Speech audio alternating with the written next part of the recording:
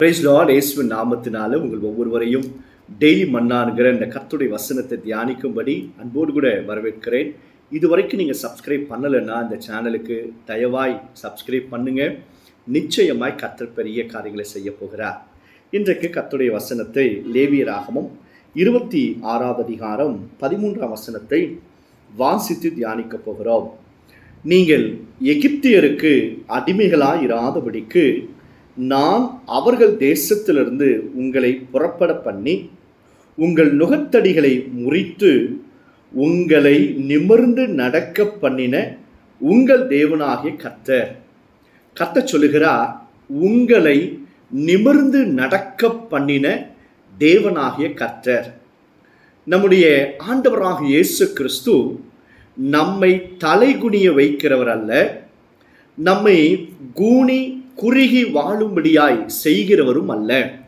அவர் தம்முடைய பிள்ளைகளை தலை நிமிர்ந்து வாழ செய்கிறவர், தலை நிமிர்ந்து நம்மை நடக்க பண்ணுகிற ஒரு கர்த்தர். உங்கள் வேலை ஸ்தலத்தில், உங்கள் குடும்ப வாழ்க்கையில், உங்கள் தொழிலில், வியாபாரத்தில், ஊழியத்தில் கர்த்தர் நம்மை தலை நிமிர்ந்து நடக்க பண்ணுகிறவர்.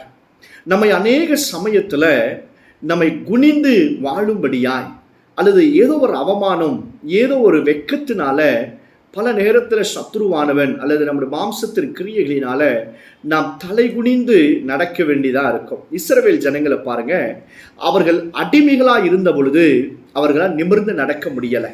ரெண்டாவது, நுகத்தடிகள், ஏதோ ஒரு சுமை. நீங்கள் அடிமையாக இருக்கும் பொழுது நம்ம மேலே சுமைகளை பார்க்க முடியும்.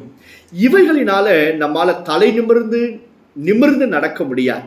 ஆனால் கர்த்தர் இஸ்ரவேல் ஜனங்களுடைய அடிமைத்தனத்திலிருந்து விடுதலையாக்கினார். அவர்கள் மேல் இருந்த சுமை நுகத்தடிகளை கர்த்தர் உடைத்து எறிந்தார். கர்த்தருடைய பிள்ளைகளை, வேதத்தில் நாகும் 1ஆம் அதிகாரம் 13ஆம் வசனத்தில் கர்த்தர் சொல்லுகிறார், உன் மேலே இருக்கிற நுகத்தடிகளை நான் அறுத்து விடுவேன், அவைகளை நான் அறுப்பேன் என்பதாக கர்த்தர் வாக்கு பண்ணுகிறார். கர்த்தருடைய பிள்ளைகளை ஆண்டவர் தலை நிமிர்ந்து நிற்கவும் நடக்கவும் வாழ செய்யவும் செய்கிற ஒரு உண்மையுள்ள அன்பு நிறைந்த கர்த்தர் தான் ஆண்டவராகிய இயேசு கிறிஸ்து. ஏதோ ஒரு நஷ்டத்தினால, அவமானத்தினால, மற்றவர்கள் நம்ம மேலே சுமத்துகிற, உங்கள் மேலே சுமத்துகிற குற்றச்சாட்டுகளினால நீங்கள் தலை குனிந்து இருக்கீங்களா? அவமானத்தினால் உங்களுடைய இருதயம் நிரம்பி இருக்கிறதா? பிரதர், பாஸ்டர், எனக்கு நிறைய தேவைகள் உண்டு, என்னுடைய தேவைகளே என் மேலே சுமைகளாக இருக்கு, எனக்கு நிறைய கடன் பிரச்சனை இருக்கு, இந்த கடன் பிரச்சனைகளே என் மேலே சுமைகளாக இருக்கு, என்னால் நிமிர்ந்து நடக்க முடியலை. சமுதாயத்தில், உறவினர்கள் மத்தியில், வேலை செய்கிற இடத்துல ஏதோ ஒரு பிரச்சனையினால நான் அவமானப்பட்டு தலைகுனிய வேண்டியதாக இருக்கு என்று சொல்லி கவலைப்படுகிற உன்னை நோக்கி கர்த்தர் சொல்லுகிறார், நான் கர்த்தர் உன்னை தலை நிமிர்ந்து நடக்க பண்ண போகிறார். அல்லேலூயா.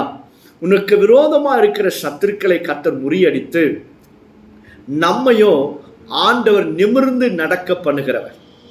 அவர்களோ முறிந்து விழுந்தார்கள், உன் சத்துருக்கள் முறிந்து விழுவார்கள்.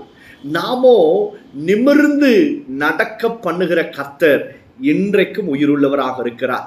ஆனால் நம்ம என்ன செய்யணும் அப்படின்னா, லேவியராகமம் 26ஆம் அதிகாரம் 1 வசனத்தில் எழுதப்பட்டிருக்கிற வசனத்தின்படி, உங்களுக்கு விக்கிரகங்களையும் சொரூபங்களையும் உண்டாக்க வேண்டாம், இயேசுவை தவிர வேறு ஒரு காரியத்தையும் நாம் நமஸ்கரிக்கவோ ஆராதனை செய்யவோ கூடாது என்பது வேதத்தில் சொல்லப்பட்டிருக்கு. No more idol worships. எந்த விக்கிரகங்களையோ தோப்புக்களையோ உண்டாக்கி அவைகளை தொழுது கொள்ள வேண்டாம், மரித்தவர்களை தொழுது கொள்ள வேண்டாம். ஏதோ ஒரு ஊதியத்தை நீங்கள் எரிய வைத்து இதெல்லாம் செய்யக்கூடாது என்பது வேதத்தில் எழுதப்பட்டிருக்கு.